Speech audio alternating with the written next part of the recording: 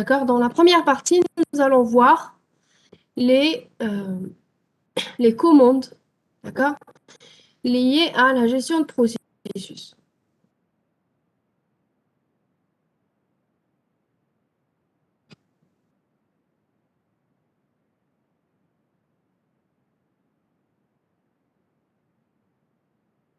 Alors, on vous dit, utilisez le manuel MAN pour enseigner les commandes suivantes. Alors, là, ne le faites pas maintenant parce qu'on va voir toutes les commandes une par une. Créez un programme en langage C qui fait une boucle infinie et lancer le processus correspondant à la boucle infinie. Donnez-moi le programme. Comment on fait pour écrire un programme C?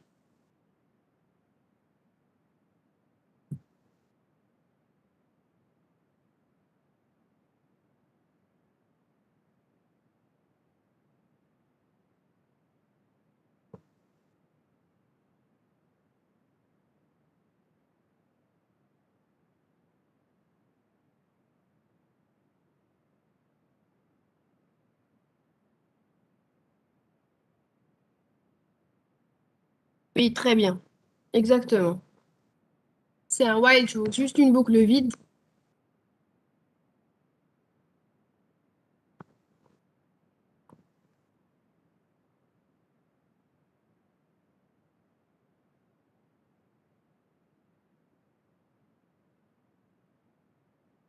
Et donc là, je vais sur mon terminal utiliser gedit pour éditer un fichier où je vais écrire mon programme.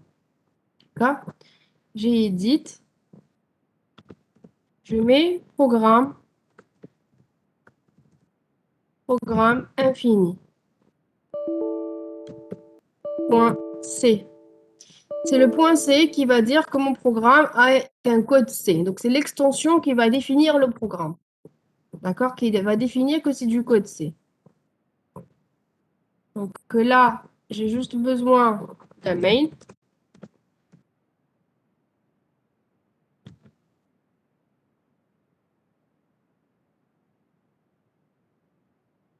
Donc là, c'est juste un main où je vais mettre une boucle while 1. J'enregistre. Je reviens sur mon terminal. Je vais faire un CTRL Z qu'on va voir plus tard. Et là, je vais compiler avec GCC. GCC-O,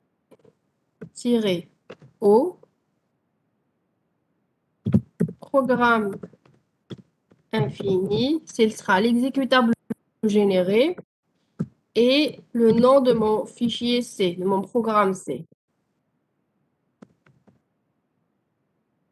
Et là, je vais savoir si j'ai fait des erreurs de syntaxe. Donc là, à cette étape, je vous avais déjà expliqué que GCC, c'est le compilateur C sous Unix.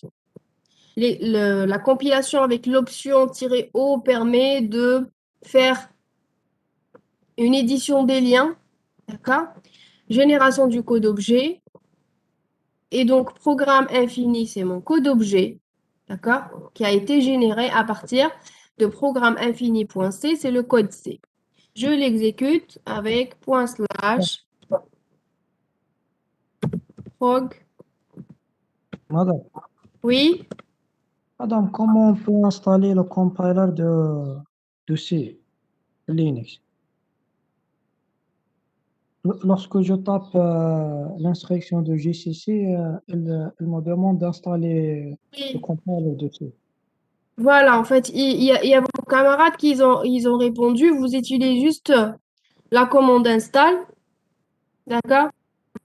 Sudo, c'est juste pour vérifier que vous êtes en mode utilisateur où vous avez les privilèges. Parce que quand il vous dit que l'erreur, il vous dit que GCC n'est pas installé, en même temps, il vous donne la commande. Il vous donne comment faire pour l'installer. D'accord? D'accord. Il faut juste être. D'accord. Donc là, j'ai exécuté mon programme prog infini. D'accord? Et là, vous remarquez que c'est une boucle vide. Donc, il y a juste un curseur qui clignote et c'est une boucle vide. Maintenant, on me dit donner son PID et le BID du processus pair en utilisant la commande de PS. D'accord? Donc, c'est quoi PID? Donc, le PID, Personal Identifier, ce qui identifie de façon unique un processus. Donc, je cherche l'identifiant unique de programme fini, mais aussi l'identifiant unique de son processus pair. C'est quoi un processus pair d'un processus? C'est le processus qu'il a créé, donc à partir duquel il a été lancé.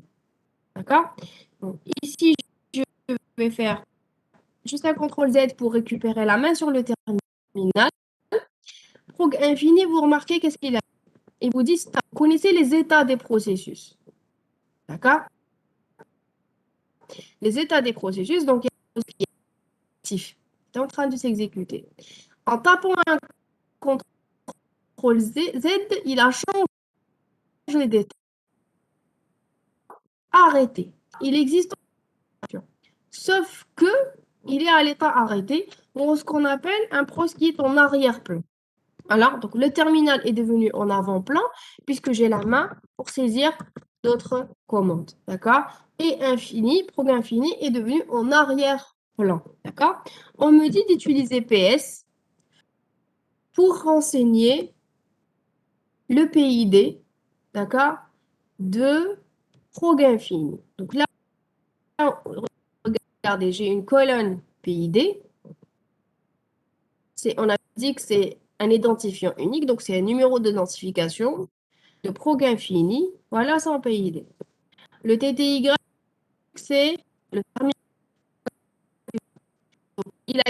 C'est le terminal numéro, c'est le terminal que j'ai lancé, et donc c'est le premier terminal. D'accord?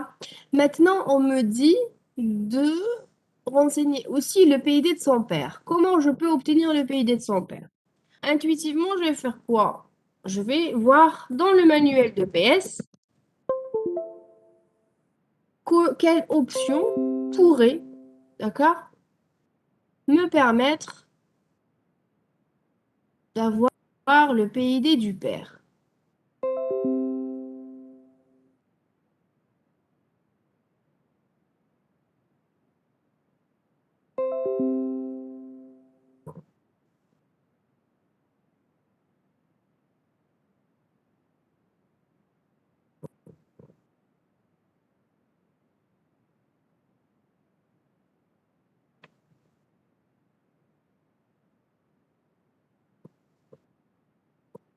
D'après vous, c'est quelle option qui va me permettre d'avoir aussi le PID, le PPID?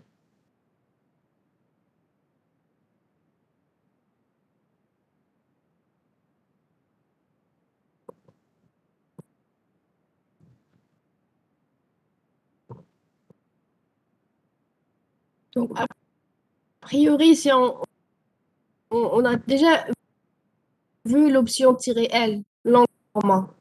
Et en ça, j'ai plusieurs informations. Bon, on va voir si en utilisant le PSL, je vais avoir le PID. Effectivement, j'ai eu plusieurs informations, d'accord? Non pas seulement en fait le PID et le terminal, j'ai aussi la colonne PPID ici. D'accord? Donc ça répond à la question. Donc ici, je vais renseigner le PPID de programme fini. Donc le PPID de programme fini d'après les, les, euh, les numéros d'identification. C'est qui le père de PPI, de get de programme fini? Donc son PID, c'est le 7238, tel que là, nous l'a renseigné PS auparavant.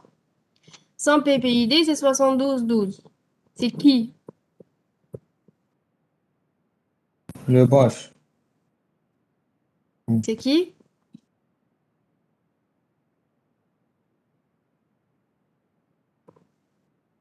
Donc là, si je vois 7212, si j'ai bien entendu, vous avez dit bash. Donc c'est le PID de bash, exactement. Et ce bash, c'est quoi en fait? Bash, c'est le terminal. D'accord? Donc, regardez ici, j'ai lancé progrès infini. Son exécution a été lancée avec la commande /progrès infini. À partir d'où? À partir du terminal. Terminal bash. Du coup, le terminal est considéré comme le processus parent de progrès infini. Madame, Oui, madame, s'il vous plaît, qu'est-ce qu'on cherche avec le PID? la question dans l'exercice est son PID et le PID du processus père. Donc, renseigner son PID, ce qui identifie de façon unique un processus. L'objectif, c'est de trouver son PID. C'est pour ça qu'on a utilisé PS, étant donné que PS, c'est la commande qui permet de lister tous les processus en cours d'exécution. Donc là, d'accord, on a juste eu le PID. Avec l'option -L, on a eu plus d'informations et donc on a eu aussi le PPID. C'est ça l'objectif en fait. On ne va pas l'utiliser pour le moment. L'objectif de la question, c'est donner son PID. Donner son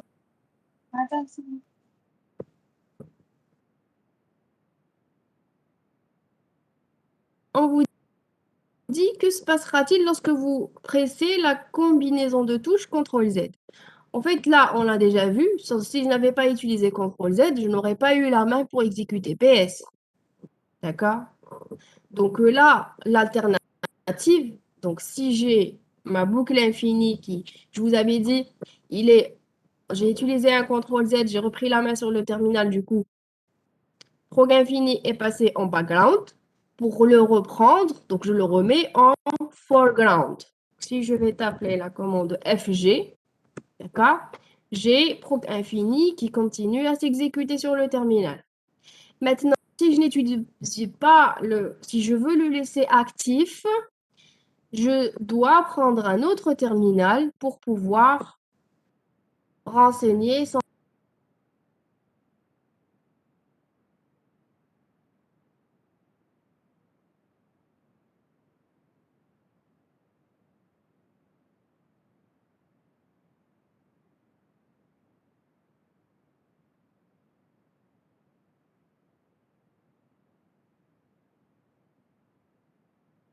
sur un autre terminal. D'accord? Donc là, je viens d'exécuter la commande de PS sur le terminal 2. Par contre, prog infini est en train de Madame, s'exécuter sur le terminal 1. madame, Oui, on n'a rien oui, entendu. Ça s'est coupé, madame. d'accord. Donc là, je disais que là, j'ai laissé prog infini s'exécuter sur le premier terminal. Quand j'avais fait un CTRL-Z, il était stoppé. D'accord? Pour le reprendre, dire quoi? Il est mis en arrière-plan. Il est mis en background. Il est en cours d'exécution, mais je ne le vois pas. Il est en arrière-plan. Si je veux reprendre cette exécution, donc en foreground. Foreground, c'est la commande FG. D'accord? Permet de récupérer le dernier processus mis en background. Je l'avais mis en background avec CTRL-Z. Prog infini est en cours d'exécution. Je ne peux pas utiliser d'autres commandes ici sur ce terminal. Je n'ai pas la main sur le terminal. Pourquoi? Le processus au terminal, lui, il est en arrière-plan et le progrès infini est en train de s'exécuter en premier plan. Donc la solution, c'est prendre un autre terminal. Sur ce nouveau terminal, si je vais taper PS comme on avait fait tout à l'heure, je vais avoir que les processus, la terminal, qui est le terminal 2, et la commande PS que je viens d'exécuter sur ce terminal. exécute sur un autre terminal. Pour ça, j'ai utilisé une autre option qui est le grand A. D'accord? Et là, j'ai regardé, j'ai tous les processus à partir de init. Tous les processus machine. Marque bien que j'ai programme fini qui s'exécute sur le terminal 1. D'accord? Madame, vous Avec avez le même PID. tiré A pour avoir le contenu de tous les terminaux. Oui, en fait, tous les processus qui Vous avez s'exécutent sur tous les, oui, tous les tiré terminaux. A Donc jusqu'au là, bout. moi, j'ai juste, voilà. Voilà. D'accord? Donc j'ai le terminal lui-même, c'est le terminal 2, et j'ai la commande EPS qui s'exécute sur le terminal 2, qui s'est exécutée sur le terminal 2. Donc là, j'ai récupéré le PID de ProgInfini, c'est exactement le même, si vous vous souvenez, c'est exactement le même que le PID ici, c'est 7238. Maintenant, si je veux récupérer aussi le PPID, ce sera toujours avec la commande EPS, mais ça sera avec l'option A et l'option L. Donc grand A, petit l. Et là, j'ai le long listing. J'ai non seulement la liste de tous les pros qui sont en cours d'exécution, mais aussi j'ai le format long listing qui me permet d'avoir aussi l'information du PID, le PPID. Donc là, je vais chercher le PPID de infini. D'accord? Le PPID de infini, c'est 7212 exactement. L'information, c'est le PTS1, donc c'est terminal 1. D'accord? Et c'est exactement l'information qu'on avait eue tout à l'heure en exécutant sur le même terminal. Donc là, le PPID, il est celui-là. D'accord? C'est exactement la même chose. Oui? Madame, pour les deux premières colonnes, qu'est-ce que ça représente?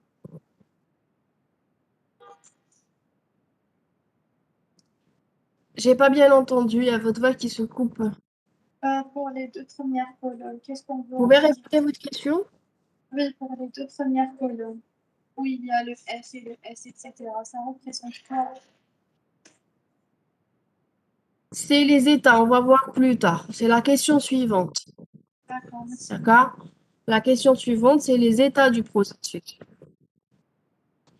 Et là, on vous dit, exécutez la commande PS à nouveau. Dans quel état se trouve le processus lancé? D'accord? Là, on vous dit d'utiliser l'option "-o state PID". Je suis sur la série, hein, c'est la question 5. Donc là,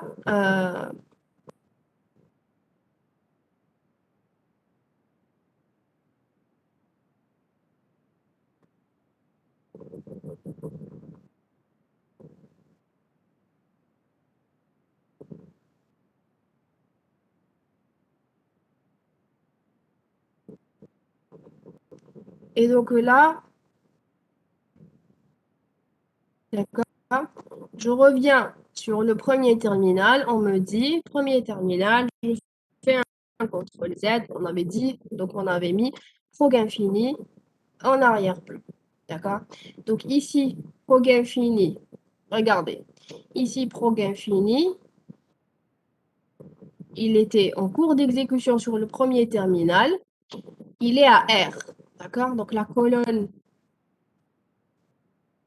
alors la deuxième colonne, c'est, voilà, cette colonne-là, d'accord? Il est à R. R pour running, d'accord? Running, donc il est actif. Hum? Quelle est la différence Là, entre oui, Shell et ces interfaces-là? On est en train de faire quoi exact?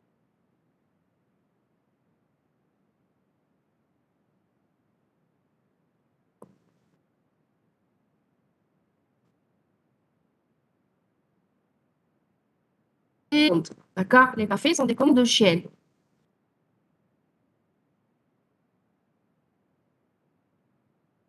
processus est lui-même un processus. Interpréter les commandes, il faut qu'il soit intelligent. Il faut qu'il les comprenne. Donc, c'est un processus. Et donc, c'est pour ça qu'on l'appelle shell.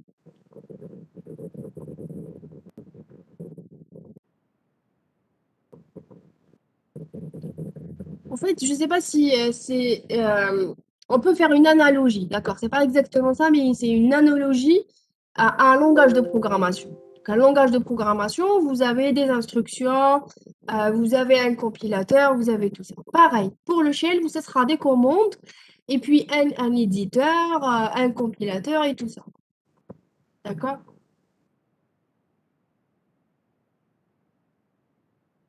Oui, d'accord. Alors, voilà, je disais, quand il était en train de s'exécuter, d'accord? Prog infini était à R. D'accord? R, c'est running. Maintenant, je l'ai mis à CTRL Z et donc il est stop. D'accord? Il est stoppé. On me dit d'utiliser ps-o state. Alors, je dois faire juste attention à écrire correctement. State.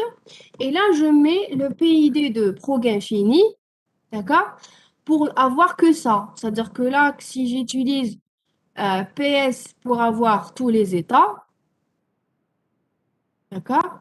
Là, j'ai tous les états de tous les processus. Maintenant, je filtre. Je cherche à voir l'information juste pour prog infini. Donc là, je ne peux pas mettre le nom de prog infini parce qu'il ne va pas vérifier par nom. Par contre, il va vérifier par identifiant. Donc, il va vérifier par PID. Donc là, je vais prendre le PID de prog infini, d'accord? Pour lui donner en entrée. Donc, c'est 72, 38. D'accord? Et là, je n'ai que la colonne état que pour prog infini. D'accord? Donc, il suffit de voir dans le manuel de PS. Donc là, on a l'option "-o" et state. Donc là, vous avez tout sur le manuel.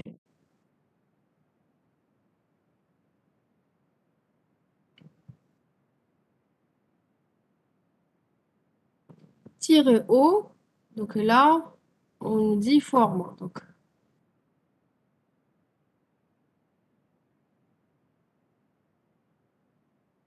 Donc là, voilà. Donc avec le "-o", ça me permet de filtrer en utilisant le PID. Et là, j'ai le format, soit l'état, state, time. D'accord? Donc là, l'information que je cherche à filtrer en utilisant le "-o".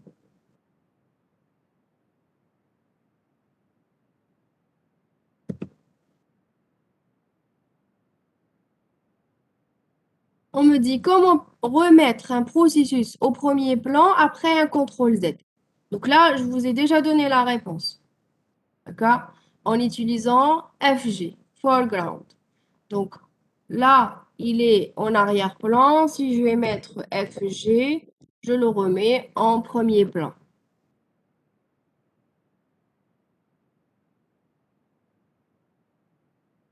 Madame, s'il vous plaît. Oui, Le T, c'est pour dire qu'il est en background, c'est ça? voilà. Merci. Ensuite, on nous dit, je vous en prie, pressez la combinaison de touches CTRL-C. D'accord? Là, vous allez voir que ça va être différent. En faisant un CTRL-Z et un CTRL-C, c'est pas pareil. Donc là, je suis obligée de faire un CTRL-Z pour reprendre la main. D'accord? Je vais le relancer. Je vais mettre FG. Je vais le relancer. Il est en cours d'exécution. D'accord? Et là, je vais faire un CTRL-C. CTRL-C, j'ai aussi la main. D'accord? Mais alors, je vérifie avec PS, qu'est-ce qui s'est passé? Qu'est-ce qui s'est passé? Par rapport à tout à l'heure, je n'ai plus prog infini. D'accord? Je n'ai plus prog infini. Donc, il n'existe plus. Donc, quand j'ai fait un CTRL-C, j'ai en fait terminé l'exécution de ProgInfini. D'accord? Donc, le CTRL Z, c'est pour le remettre à l'état arrêté. Par contre, le CTRL C, je termine son exécution, il n'existe plus.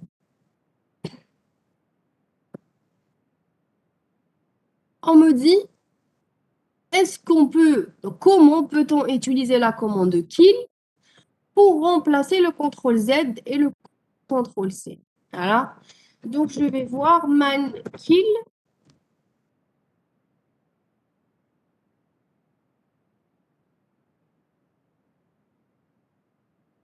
Alors,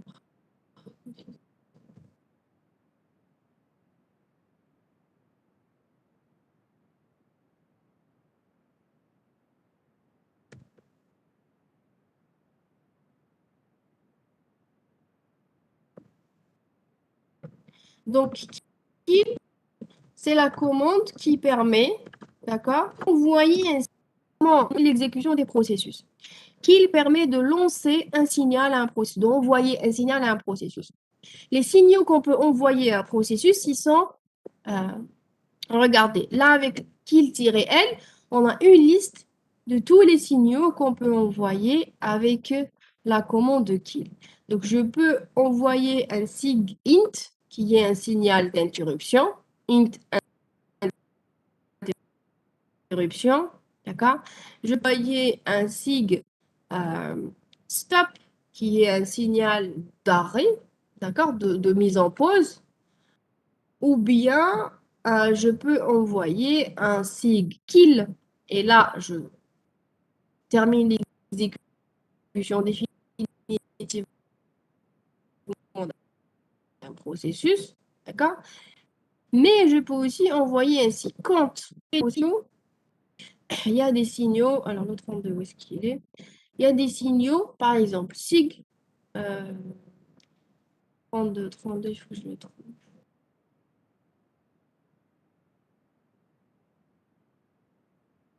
Alors, il y a des signaux qui sont laissés en fait à l'utilisateur pour qu'il puisse les programmer. D'accord? Ils n'ont pas de fonction prédéfinie. Ils sont programmables, ce qu'on appelle les sig users. D'accord? Voilà. Sig user 1 et sig user 2. Alors, sig user 2, il est là. Sig user 2 et sig user 1.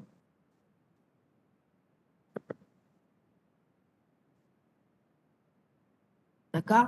Ce sont on peut envoyer avec qui? Donc, avec quoi peut-on remplacer un CTRL Z? Donc, un CTRL Z, on avait vu que CTRL Z, quand un processus reçoit un CTRL Z, il est mis de l'état actif vers l'état stoppé. Donc, ce qui est équivalent à envoyer ou à la réception d'un signal stop. D'accord? Donc, avec la commande kill, je vais envoyer un sig stop. Sig stop, son numéro, c'est le 19. Donc, je vais mettre -19. Le PID, ici, je vais mettre le numéro du PID du processus. D'accord? Étant donné que là, ProgInfini n'est plus en cours d'exécution, je l'avais déjà arrêté avec un CTRL-C. Donc, je vais le relancer. D'accord? Je relance ProgInfini.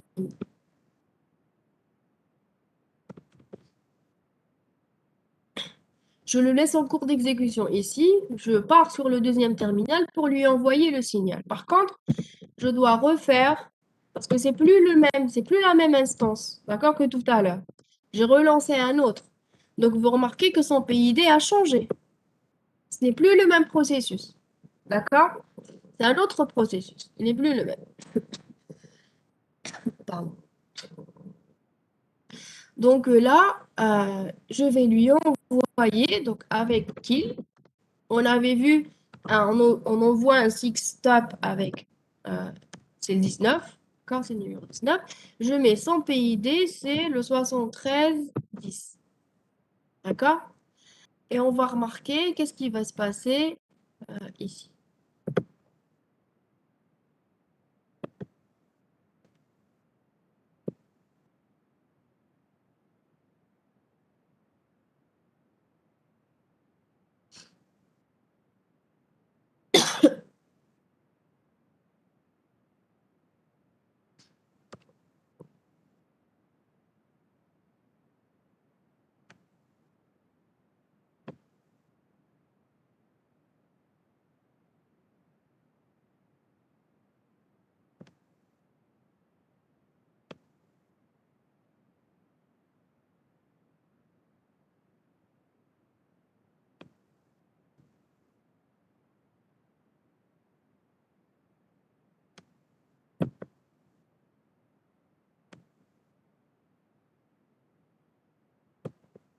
D'accord? Donc là, je vais envoyer avec kill-19, c'est le code de Sixtop et 7310 qui est le PID de ProgInfini.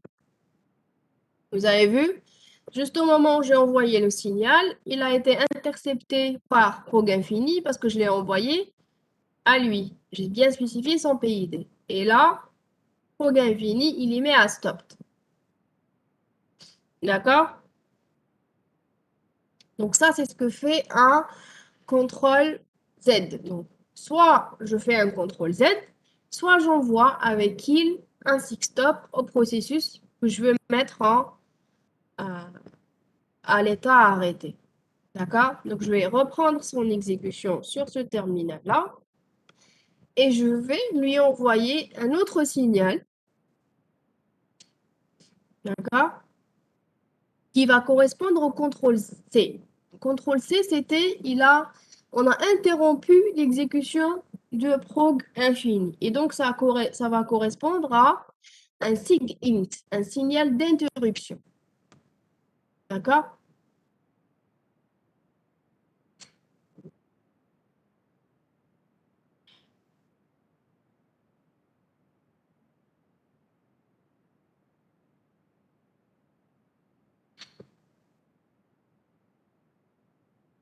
Donc ici, je vais envoyer, toujours avec kill, le SIGINT, c'est le numéro 2, d'accord? Et j'envoie toujours à infini,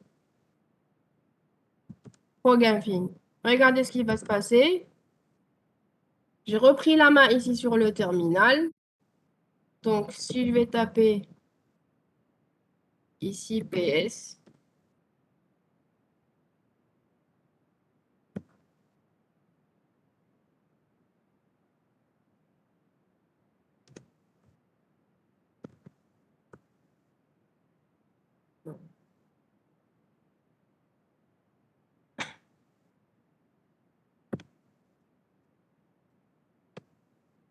donc ici, on a bien vu que prog infini s'est arrêté.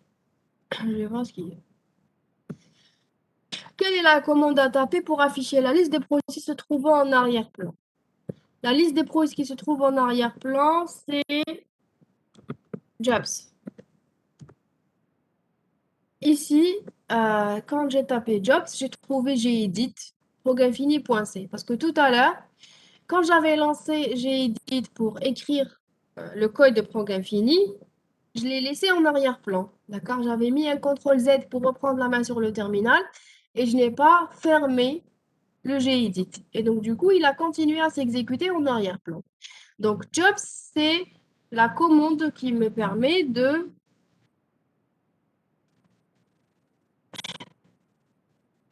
avoir la liste des processus qui sont en train de s'exécuter en arrière-plan.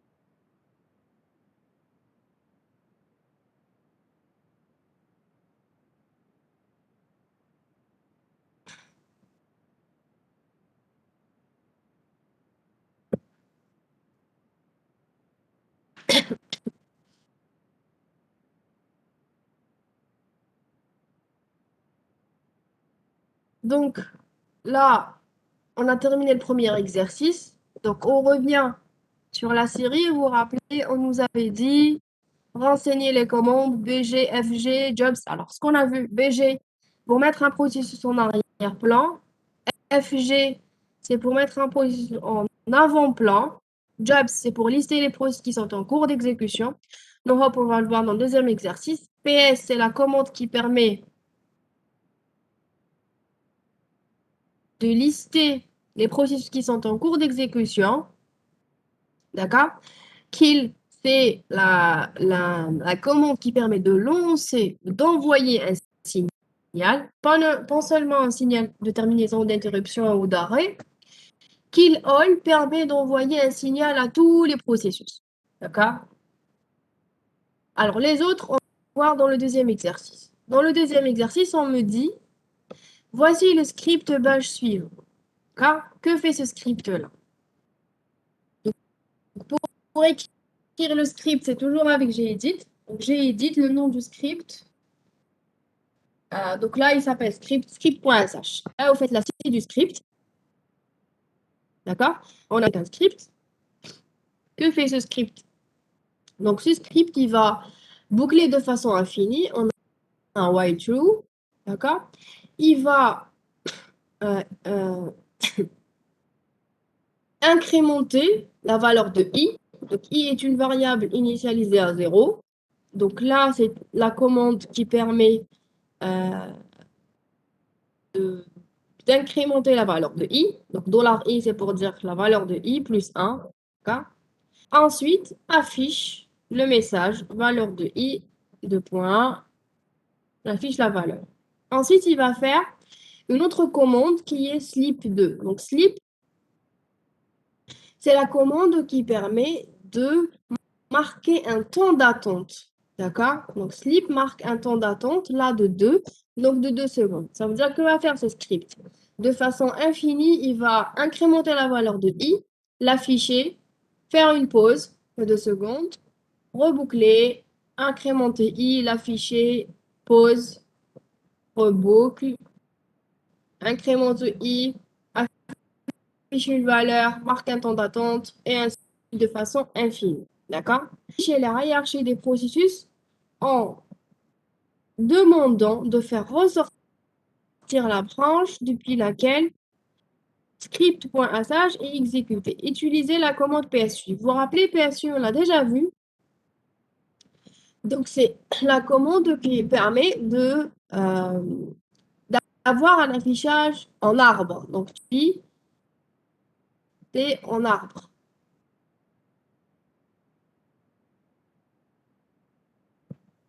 L'option "-h", H, c'est pour highlight. Donc, highlight, c'est juste pour, en fait, la branche, on va la voir en gras. Donc, pour attirer directement sur cette branche-là. Tous les processus du système. D'accord?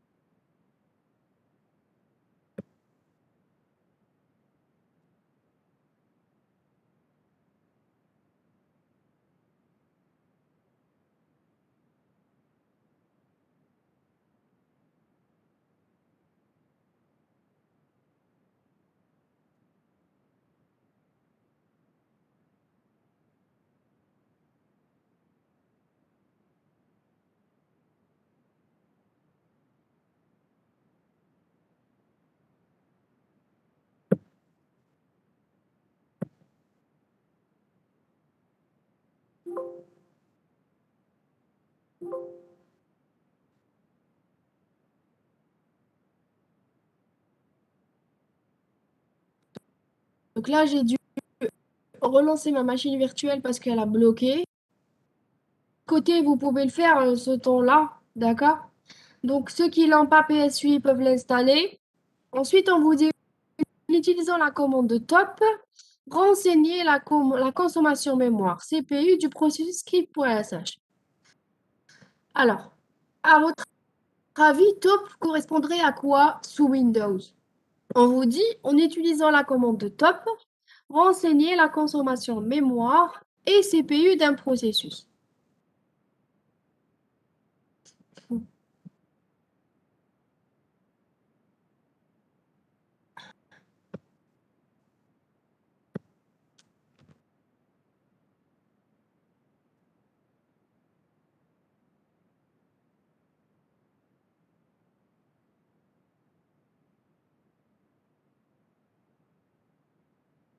Je vous ai dit, ma machine virtuelle a bloqué. Donc, je ne peux plus vous la partager. Là, dans la série, on vous dit, en utilisant top, renseigner la consommation mémoire et CPU du processus. Donc, exécutez-vous. Moi, je ne peux pas vous montrer l'exécution. Ma machine a bloqué le temps que je la redémarre. D'accord? Éditez le script et exécutez-le. D'accord? Faites un CTRL Z, tapez PSU-H.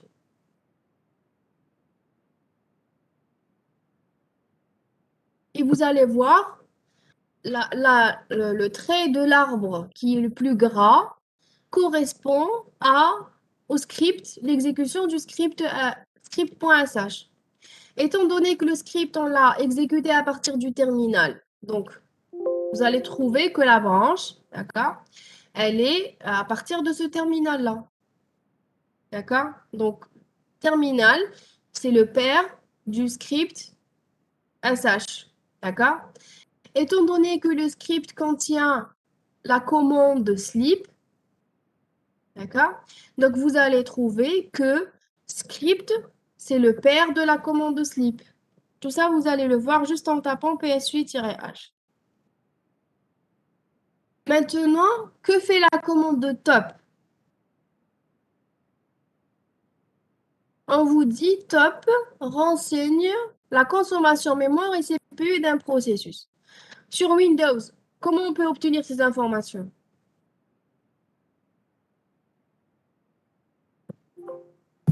Chef gestionnaire de tâches. Exactement, voilà. Donc top va faire comme un gestionnaire de tâches.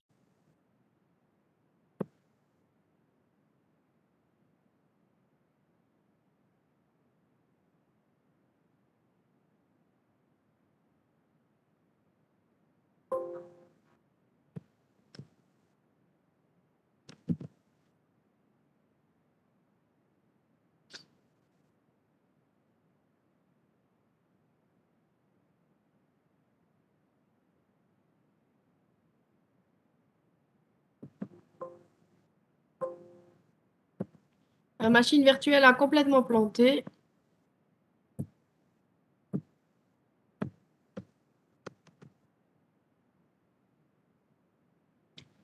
On vous dit interrompez l'exécution du script lancé en tapant un CTRL Z. Donc, comment on exécute un script d'abord?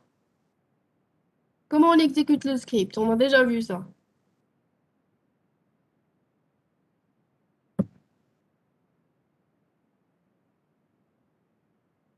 On exécute avec la commande bash. Bash script.sh.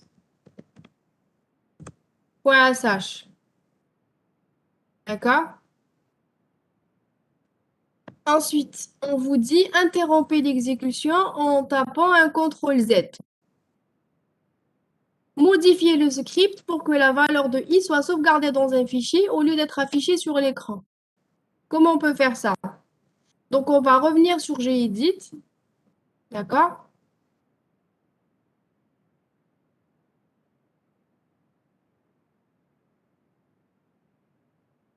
On doit modifier à l'intérieur pour que la valeur de i ne soit plus affichée à l'écran, mais soit affichée dans un fichier. Comment on peut faire ça? On a déjà vu ça.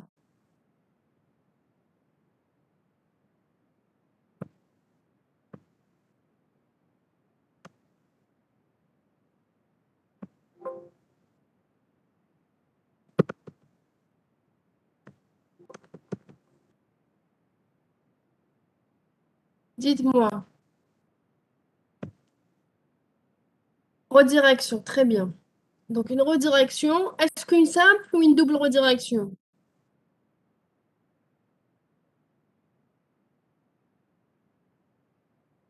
Oui, ça c'est une simple. Est-ce qu'une simple redirection suffit? Est-ce qu'une fois supérieure suffit? On veut avoir toutes les valeurs de i affichées et non pas qu'une seule valeur. Voilà, on doit le garder, donc on doit utiliser 2 fois supérieur. D'accord? Donc on doit utiliser 2 fois supérieur le nom du fichier. 2 fois supérieur le fichier texte tel qu'il a dit votre camarade. D'accord?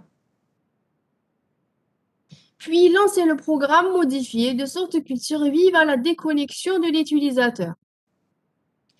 Ça veut dire quoi? En utilisant la commande nohope. Donc ici, on nous a donné la commande. Donc, on doit utiliser nohope. D'accord? Mais ce qu'on doit faire, une fois que vous aurez sauvegardé, d'accord, réexécuter le fichier script.sh, donc relancer avec bash script.sh. Et à ce moment-là, vous allez voir rien à l'écran. Par contre, quand vous allez ouvrir le fichier, vous allez voir les valeurs de i. Fermez le fichier, réouvrez-le, vous allez voir que la valeur de i avance. Donc, continue d'augmenter et d'être affichée sur le fichier. D'accord? Maintenant, si vous fermez le terminal à ce moment-là, qu'est-ce qui va se passer?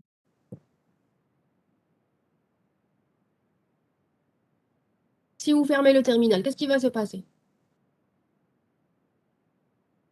Est-ce que le fichier continue d'être rempli?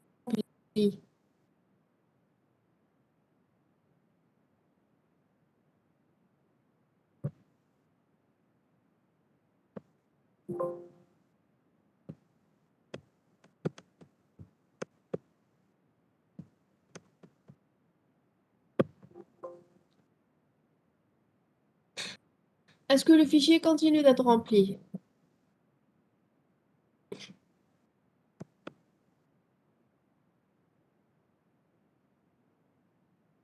Si vous fermez le terminal, ça continue à s'exécuter. On n'a pas encore utilisé nos hop, hein.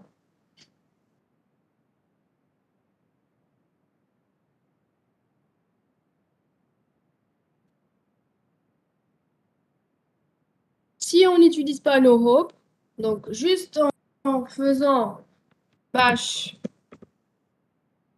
donc on a modifié le script, on l'exécute bash script.sh. D'accord. Ensuite, ferme le terminal. Donc, script.sh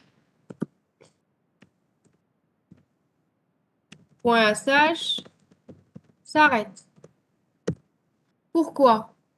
Parce qu'on a arrêté son processus pair. Où est-ce qu'il va s'exécuter? D'accord? Il ne peut plus s'exécuter. D'accord? Par contre, si on utilise nos hop, d'accord? On refait, donc on prend un autre terminal, on utilise nos hop, bash script.sh. Ensuite, on ferme le terminal. Ensuite, on ouvre le fichier.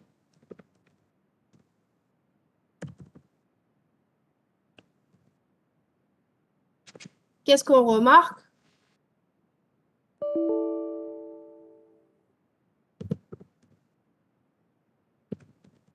L'augmentation de i continue. Exactement. Ça veut dire quoi? Ça veut dire que le script continue à s'exécuter, même si son processus parent n'existe plus. D'accord? Dans ce cas-là, script.sh,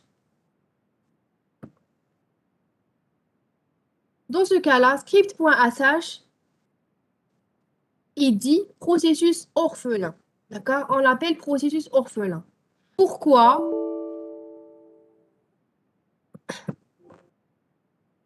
Parce que son processus père n'existe plus et lui, il continue à s'exécuter.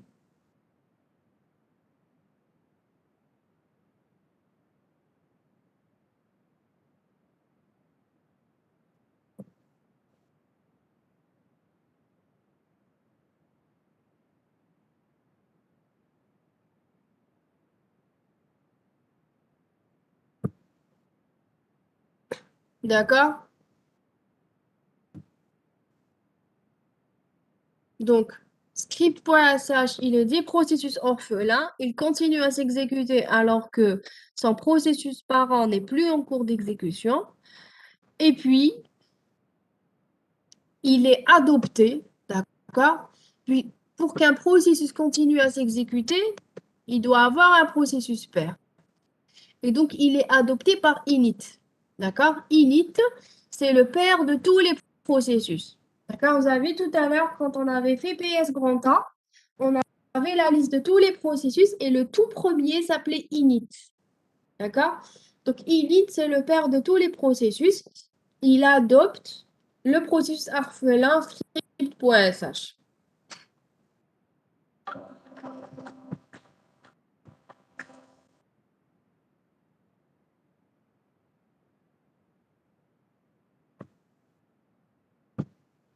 D'accord?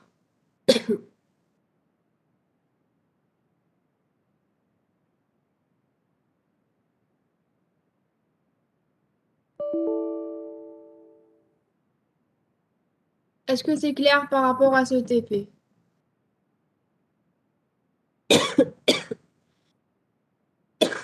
Pardon.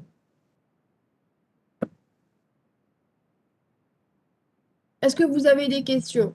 Donc, je vous ai envoyé le corrigé, d'accord? Sur le TP4 partie 1, je vous ai envoyé le corrigé. Donc, vous avez toute cette série qui est corrigée. Il nous restera à faire jeudi la partie 2, d'accord? Et on termine le programme. Madame, Donc, ça, c'est la partie gestion de processus. Oui? madame, pardon, concernant le test de TP, Oui. ce sera le 21 ou comment ça marche? En fait, j'avais discuté avec le groupe 3, ils avaient proposé le 21. Ah, Donc, mais là, c'est une c'est juste une proposition à proposition. valider. C'est juste une proposition pour le moment, puisque moi, vous, je ne vous avais pas vu. Groupe 1 et 2, on n'avait pas encore discuté. D'accord? On doit valider une Oui, date pour jeudi. D'accord? Donc, vous aurez 24 heures pour le remettre. Je vous envoie un sujet. Vous aurez 24 heures pour me remettre la solution. D'accord? ah, d'accord, donc ça sera en ligne.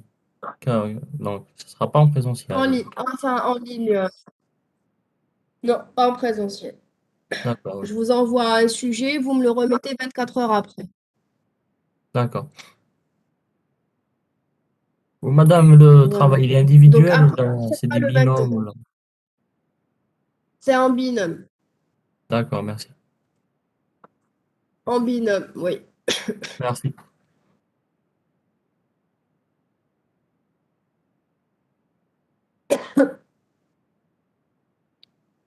C'est pas exactement en ligne parce que c'est pas en temps réel. D'accord? Ça ne sera pas en présentiel. Donc je vous l'envoie.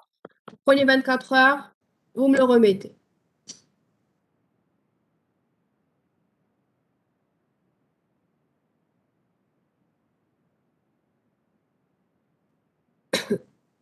Alors, a priori, ça sera le 21.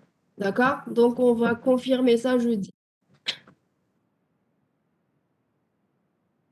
Oui, mais ce sera cette semaine, hein. Donc la semaine, c'est-à-dire la semaine prochaine. D'accord? Une date dans la semaine prochaine, dans la semaine du 19 au 26. Voilà. D'autres questions? Merci.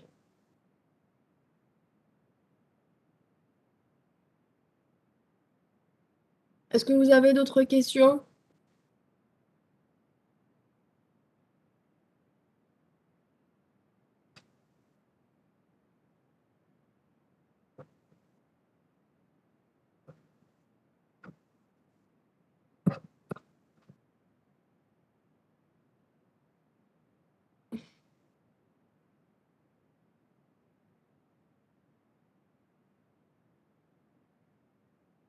D'accord. En fait, j'ai jamais eu de problème avec VirtualBox jusqu'à aujourd'hui.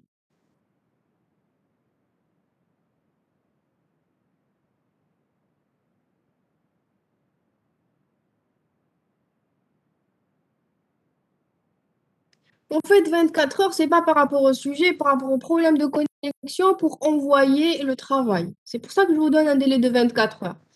Pour que je n'ai pas de réclamation en me disant j'ai pas Internet.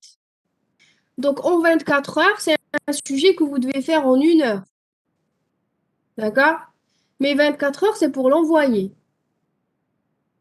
Donc, si je vous donne 24 heures, je veux pas avoir de réclamation.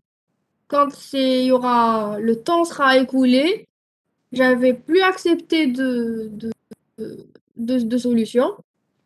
Et puis, je pense que là, 24 heures, c'est suffisant. C'est largement suffisant. Et pour résoudre l'exercice et pour l'envoyer. Même celui qui doit se déplacer ou partir sur un. Enfin, j'imagine qu'il y a ceux qui sont internes et donc peut-être qui sont sur un village ou peut-être se déplacer pour avoir une meilleure connexion. Donc là, 24 heures, c'est pour couvrir tous les problèmes.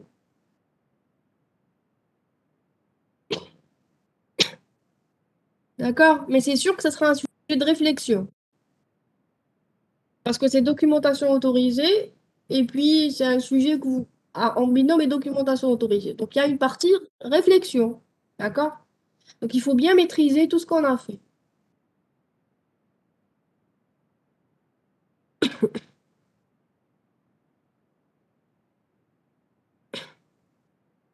D'autres questions?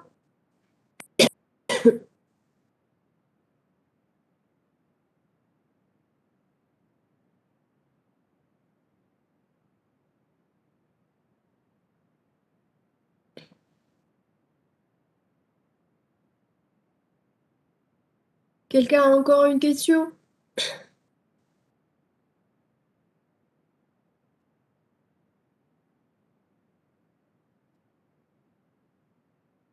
D'accord. Donc jeudi 8 heures. D'accord? Jeudi 8 heures, on termine le dernier TP. Pour toute la section. 8 heures. Au mieux 8 heures, on sera plus à l'aise. D'accord? Même si j'ai des problèmes avec ma machine ou un truc comme ça, on aura plus de temps. Au mieux jeudi 8 heures pour toute la section.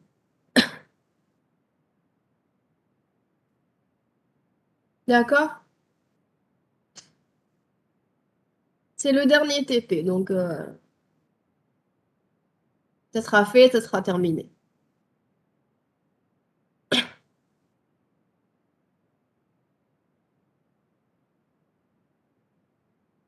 Merci.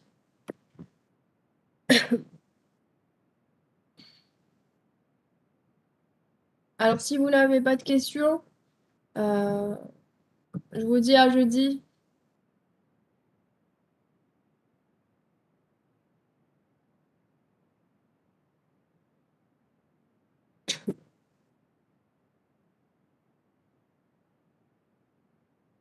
Merci. Au revoir.